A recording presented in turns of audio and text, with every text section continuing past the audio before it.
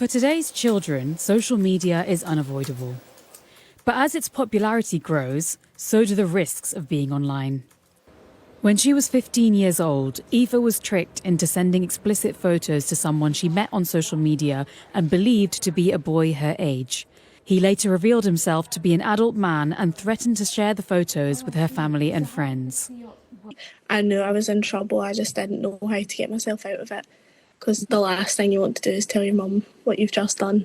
And it was 2 o'clock in the morning, 2 o'clock, 3 o'clock. I had school the next day and I just remember thinking, oh my goodness, like, what have I done?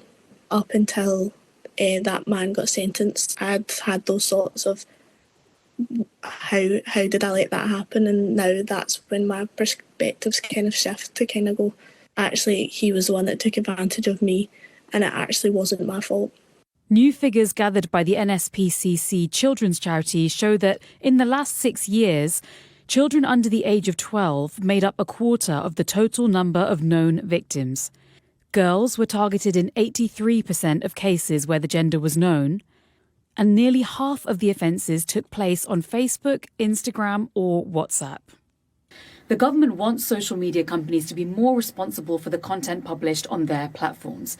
Tech firms are arguing that giving regulators access to scan messages would compromise users' privacy because it would break end-to-end encryption. However, internet safety campaigners are concerned that the technology would be a smokescreen for abusers.